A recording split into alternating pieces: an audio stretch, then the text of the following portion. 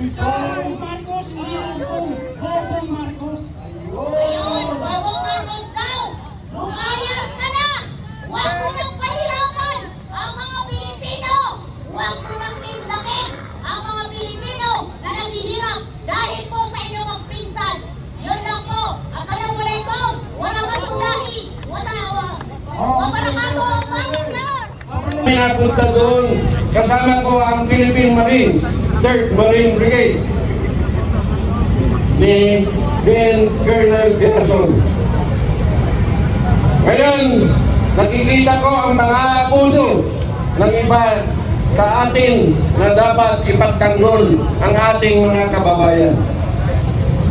Kaya nakakapanlumo ay yung pinaglalaban namin sa kabundukan ay nakikita namin na hindi pala ang tunay na kaaway ng ating pamamayan ay nasa kabundukan, kundi nasa kanayunan. Yung mga kurap na officials sa gobyerno na pinapabayaan lang natin. Kaya ngayon, panahon na at nakita na natin na ang corruption ay lumalala at ang karamihan sa atin ay nagbabakasakali lang na matulog sa kanilang kabahayan. Sana naman ay makipagtulungan tayo para mawala na itong corruption sa ating bayan. Maraming salamat po. Maraming salamat mula kay General Felizardo Simoy, retired General from the Armed Forces of the Philippines. At marami pa sila. Kaya ito, General Simoy, kapag dumaan mo pa rin sa bayan ito at natutuwa at nagagala kami na kasama ka dito ngayon. Pakinggan natin ang boses ng kababaihang Muslim na nakikipagkaisa, Kristiyano at Muslim, na nagundong ang panawagan, Brother Mayor Chanay, nandiyan sa likod. At yan ang panawagan ng mamamayan ngayon. Ang taong bayan, Kristiyano, Muslim at iba pa, na nanawagan ng pagpapalayas kay Marcos at Romualdez. Nandito po si Ma'am Saira. Assalamualaikum warahmatullahi wabarakatuh! Allahu Akbar! Nandito po tayo sa malapit sa Exos Shrine kung saan nandito ang mga pangyarihan, kung saan nagaganap kapag tayo mga bawat Pilipino ay nananawagan para tawagin ang mga pinuno na namamahala sa ating bansa. Tayo po ay nananawagan kay Pangulong Bongbong Marcos bilang isang Muslim representative ng Muslim Christianity. Andito po tayo para manawagan na magkaisa na tawagin si Bongbong Marcos, lumayas ka na! Naawa po kayo sa mga Pilipino na dumaranas ng kahirapan, ng dulot ng korupsyon. Naawa po kayo sa mga taong dumaranas ng matinding pagbaha sa ating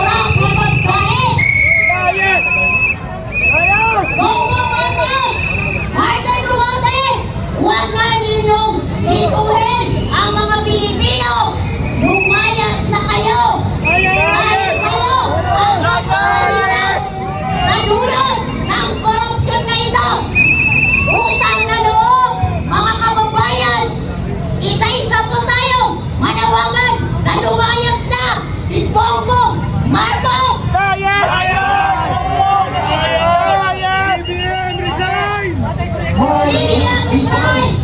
Marcos resign! Marcos, hindi Bongbong. Bongbong Marcos. Ngayon, Bongbong Marcos daw! Lumayas ka na!